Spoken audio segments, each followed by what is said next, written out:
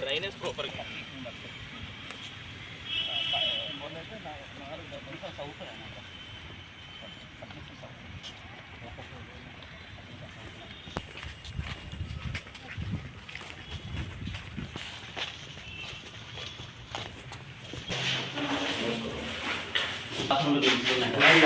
ఎక్కడన్నా మన indoor stadium ఉంది కదా, పొద్దునప్పుడు వస్తారమ్మా.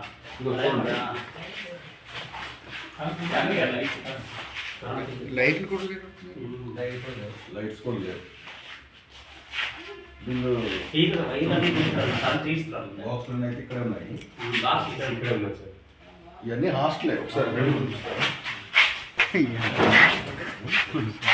అంటే ఇది పందులకి మనం ఉంచుతాం కదా, పందులు కోళ్ళు మనం ఉంచేసి వాళ్ళకి మనం అడ్డు పెడతాం కదా పారిపోకుండా, అదనమాట.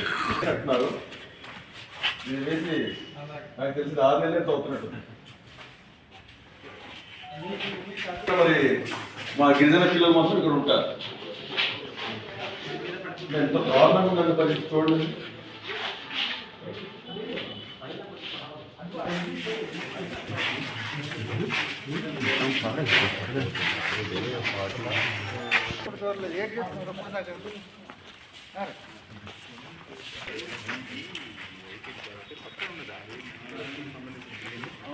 పైన ఉంటారు.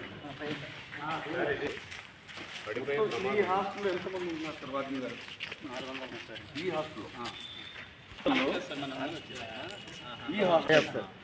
ఈ హాస్టల్లో ఎంతమంది ఉన్నారు? ఈ హాస్టల్ అంటే మీరు ఇప్పుడు చూస్తున్నారు కదా, ఇది హాస్టల్ అండి. ఇక్కడ 432 మంది పిల్లలు ఇప్పటికే ఉంటున్నారు ఫిజికల్గా. ఇగో చూడండి, వాళ్ళు బిల్డింగ్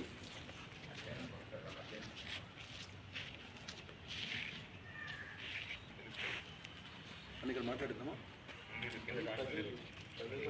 కలెక్టర్ ఆఫీస్కి వెళ్ళేటప్పుడు ఇక్కడ జిల్లా హెడ్ క్వార్టర్లో ఉన్నటువంటి సిఏహెచ్ స్కూల్కి ఎప్పుడు ఇలా చూస్తూ ఉంటాను. అయితే కిటికీలు తలుపులు లేకపోవడంతో ఒకసారి విజిట్ చేయాలనే ఉద్దేశంతో ఈరోజు మన అల్లూరు జిల్లా కేంద్రంలో ఉన్నటువంటి సిఏహెచ్ స్కూల్ బాలుర వసతి గృహాన్ని పరిశీలించాలని చెప్పేసి ఈరోజు రావడం జరిగింది. అయితే క్లాసులు జరుగుతుండడంతో పిల్లలతో ఇంటరాక్ట్ అవ్వలేదు. అయితే ఇప్పుడు ఇక్కడ ఉన్నటువంటి ఉపాధ్యాయులతో ఇక్కడ విజిట్ చేయడం జరిగింది. అయితే ఇక్కడ 432 మంది పిల్లలు ఉన్నటువంటి ఈ వసతి గృహం, ఈ బాలుర వసతి గృహంలో కనీస సౌకర్యాలు సదుపాయాలు లేకుండా పోవడం చాలా దారుణమైనటువంటి విషయం. అయితే మేము లోపలికి వచ్చి పరిశీలించినప్పుడు కనీసం ఒక కిటికీ ఉంటే ఇంకో కిటికీ ఉండట్లేదు, ఒక గుమ్మం ఉంటే అంటే ఇంకో డోర్ ఉంటే ఇంకో డోర్ ఉండట్లేదు. కనీసం పిల్లలు పడుకోవడానికి కనీసం సరైనటువంటి ఒక గచ్చు కూడా లేని పరిస్థితుల్లో ఈరోజు ఇక్కడ ఉంటే, మన రాష్ట్ర ముఖ్యమంత్రి చంద్రబాబు నాయుడు గారు ఈ 1వ తారీఖున వస్తున్నామని చెప్పేసి ఒక ప్రకటన అయితే మేము చూడడం జరిగింది. నేను చంద్రబాబు నాయుడు గారికి, అలాగే విద్యాశాఖ మంత్రి గారు అయ్యా నారా లోకేష్ గారికి, అలాగే మన ఇక్కడ ఉన్నటువంటి మన ట్రైబల్ మినిస్టర్ గారు, మీకు ఒకటే మేము తెలియజేస్తున్నాం. ఇక్కడ మేము ఈ మీడియా ముఖంగా ఈరోజు ఇక్కడ వచ్చిన తర్వాత ఇక్కడ చూసినటువంటి పరిస్థితులు చూస్తే కనీసం పందులు కూడా పడుకోవడానికి అసహించుకునేటువంటి పరిస్థితులు ఈరోజు ఇక్కడ ఉన్నటువంటి హాస్టల్లో ఉంది. కాబట్టి మీరు ఒక గిరిజన సంక్షేమ శాఖ మంత్రిగా, మీరు ఒక విద్యాశాఖ మంత్రిగా, మీరు ఒక రాష్ట్ర ముఖ్యమంత్రిగా కనీసం మా గిరిజన ప్రాంతంలో ఉన్నటువంటి మా ఈ స్కూల్స్లో కనీస సదుపాయాలు కల్పించలేనటువంటి పరిస్థితుల్లో మీరున్నారు. గతంలో మా వైఎస్ఆర్ కాంగ్రెస్ పార్టీ హయాంలో ఇలాగ ఎక్కడైతే పాడైపోయినటువంటి స్కూల్స్, రంగు మారిపోయినటువంటి స్కూల్స్ ఎక్కడైతే ఉన్నాయో, నాడు నేడు కింద అనేక పాఠశాలలు, వేలాది పాఠశాలలు నాడు నేడు కింద ఆ రోజు మేము చక్కదిద్దడం జరిగింది.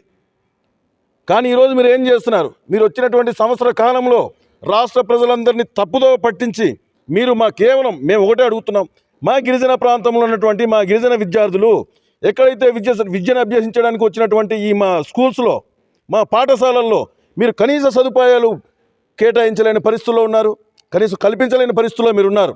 మీకు ఒకటే హెచ్చరిస్తున్నాం, కనీసం మీరు వచ్చే ముందైనా సరే మీ స్థానికంగా ఉన్నటువంటి మీ కూటమి నాయకులు ఉన్నారు కదా, వాళ్ళకి ఇక్కడ పంపించి నిజంగా ఈ స్కూల్ బాగుంది, హాస్టల్ పరిస్థితి బాగుంది అని చెప్పేసి చెప్పిన తర్వాతే మీరు ఇక్కడ పాడేరులో అడుగు పెట్టండి.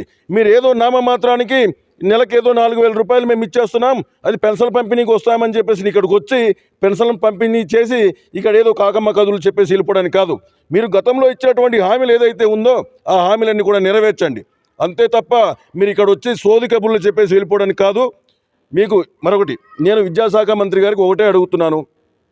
అల్లూరి సీతారామరాజు జిల్లా కేంద్రంలో ఉన్నటువంటి ఈ సిఏహెచ్ స్కూల్లో 10 అడుగులంటే 10 అడుగులు దూరం కూడా లేని ఏటీడబ్ల్యూ ఆఫీసు, ఇదే 500 మీటర్లు కూడా దూరంలో లేని ఒక కలెక్టర్ ఆఫీసు, ఇంకొక 500 మీటర్ల దూరంలో ఉన్నటువంటి ఒక పిఓ, డీడీ, అంటే వీళ్ళందరూ ఏం చేస్తున్నట్టు? అంటే పందులు కాస్తున్నట్ట?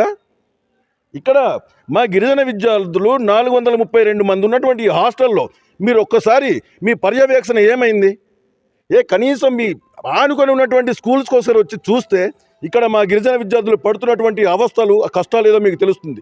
అంతే తప్ప మీరేదో స్టేజ్ మీదకి వచ్చేసి లేకపోతే ఒక మీటింగ్ పెట్టి ఏదో నానా రకాలుగా మేము ఇది చేస్తున్నాం, అభివృద్ధి చేస్తున్నాం, సంక్షేమం చేస్తున్నాం.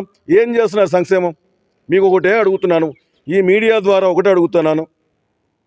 మీకు చేతనైతే ఈ 432 మంది ఉన్నటువంటి విద్యార్థులు పడుకునేటువంటి హాస్టల్ని మీరు త్వరగా మీరు వేరే బిల్డింగ్ కట్టించడమో లేదా ఉన్నదాన్ని దీన్నే కొంచెం ఇంకా రిపేర్ చేయించడమో చేయండి. కానీ ఇక్కడ మీరు ఇప్పుడు చూడండి, ఇప్పుడు మీరు చూస్తున్నటువంటి విజువల్స్లో కనీసం పందులు కూడా పడుకోవడానికి అసహ్యం పడుతుంది. కాబట్టి మీకు ఒకటే హెచ్చరిస్తున్నాం, ఇదే కాదు ఒక అల్లూరి సీతారామరాజు జిల్లా కేంద్రంలో కలెక్టర్ ఆఫీస్కి 500 మీటర్ల దూరం ఉన్నటువంటి ఈ హాస్టల్, అదే ఏటీడబ్ల్యూ ఆఫీస్కి 10 మీటర్ల దూరంలో ఉన్నటువంటి ఈ హాస్టల్, ఈ ఐటీడీఏ పిఓ అలాగే డీడీ ఉన్నటువంటి ఐటీడీఏ ఆఫీస్కి 500 మీటర్ల దూరం ఉన్నటువంటి ఈ హాస్టల్, దీన్నే పర్యవేక్షణ చేయలేకపోతున్నారు. ఈ 432 మందికే మీరు సౌకర్యాలు కల్పించలేకపోతున్నారు. మీరు ఇంకా రాష్ట్ర ప్రజల్ని ఉద్ధరిస్తారు. అందుకని మేము ఒకటే చెప్తున్నాం, దయచేసి ఇక్కడే కాదు మిగతా హాస్టల్స్లో కూడా ఇదే పరిస్థితి. మీరు చేతనైతే మీరు మా గిరిజన ప్రాంత ప్రజానికానికి, మా గిరిజన విద్యార్థులకు మంచి చేయండి, వాళ్ళకి సౌకర్యాలు కల్పించండి, మంచినీరు అందించండి, పడుకోవడానికి మంచి రూమ్స్ అందించండి. అంతే తప్ప మీరు ఇలా సోది కబుర్లు చెప్పడానికి మాత్రం పాడేరు రావద్దు. అలాగే మీకు ఇంకో విషయం, మీరు గతంలో ఇచ్చినటువంటి హామీ జీవో నెంబర్ 3 ఏదైతే ఉందో ఆ జీవో నెంబర్ 3 అమలు చేస్తామన్నారు. ఆ అమలు చేశాకే మీరు పాడేరు అడుగు పెట్టాలి, లేదంటే ఖచ్చితంగా మీ పర్యటన మేము అడ్డుకోవడానికి కూడా మేము వైఎస్ఆర్ కాంగ్రెస్ పార్టీ శ్రేణులంతా కూడా సిద్ధంగా ఉన్నామని కూడా ఈ సందర్భంగా హెచ్చరిస్తున్నాను.